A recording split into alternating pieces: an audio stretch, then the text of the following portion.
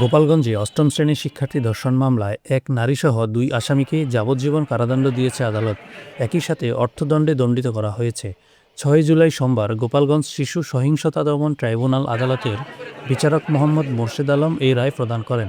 মামলার বিবরণে জানা গেছে, কাশিয়ানী উপজেলার তিলছড়া গ্রামের আসামি উজ্জ্বল বিশ্বাস অষ্টম শ্রেণীর শিক্ষার্থী সঙ্গীতা বিশ্বাসকে বিভিন্ন সময় কুপ্রস্তাব দিয়ে উত্ত্যক্ত করত, কিন্তু কুপ্রস্তাবে রাজি না হওয়ায় ২০২০ সালের ৩ অক্টোবর সন্ধ্যায় অপর আসামি কল্পনা বিশ্বাস কৌশলে সঙ্গীতাকে ডেকে ঘরের মধ্যে নিয়ে যায়। কালার এক্সপার্ট এবং ডার্ক স্যাপ সমৃদ্ধ অরিক্স অ্যাডভান্স ডিটারজেন্ট পাউডার, আপনার লন্ড্রি এক্সপার্ট।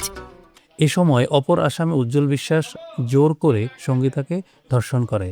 এ ঘটনায় ওই বছরের ১০ অক্টোবর কাশিয়ানী থানায় ধর্ষিতার মা অনিতা ঠিকাদার বাদী হয়ে নারী ও শিশু নির্যাতন দমন আইনে একটি মামলা দায়ের করেন। পরে তদন্ত ও সাক্ষ্য প্রদান শেষে আদালত উজ্জ্বল বিশ্বাসকে যাবজ্জীবন ও ১ লক্ষ টাকা এবং অপর আসামি কল্পনা বিশ্বাসকে যাবজ্জীবন ও ১০,০০০ টাকা জরিমানা করেন। রায় ঘোষণার সময় আসামিরা আদালতে উপস্থিত ছিলেন। এই রায়ের পর নিজের প্রতিক্রিয়ায় রাষ্ট্রপক্ষের আইনজীবী বলেন, এই মামলাটি কাশিয়ানী থানা মামলা নাম্বার ১১। এটি ২০২০ সালের মামলা। আজকে ৬ বছর পরে এই মামলাটির রায় হলো। এই রায়ে আমি মনে করি যে বর্তমান সময়ে ধর্ষণ যেভাবে মহামারী আকার ধারণ করেছে তাতে একটি দৃষ্টান্ত স্থাপন হলো। আজকে ২ জনের সশ্রম কারাদণ্ড এবং ১ লাখ টাকা জরিমানা করা হলো।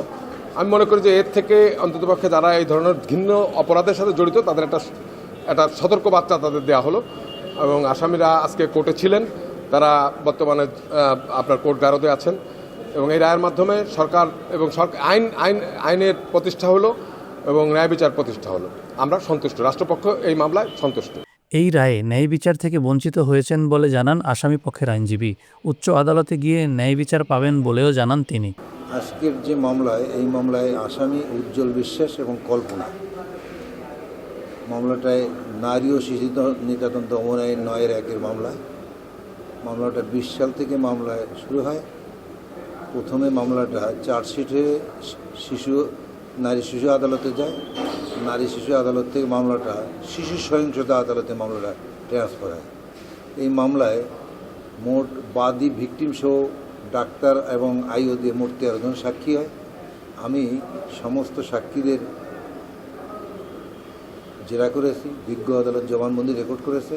আমি যথারীতি জেরা করার পরে আমি আশাবাদী ছিলাম যে আমার আসামি খালাস হবে এবং ন্যায় বিচার পাবে, কিন্তু আজকে সেই আসামি ন্যায় বিচার থেকে বঞ্চিত হয়েছে।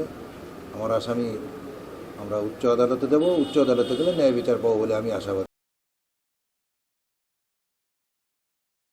কালার এক্সপার্ট এবং ডার্ক স্যাপ সমৃদ্ধ অরিক্স অ্যাডভান্স ডিটারজেন্ট পাউডার, আপনার লন্ড্রি এক্সপার্ট।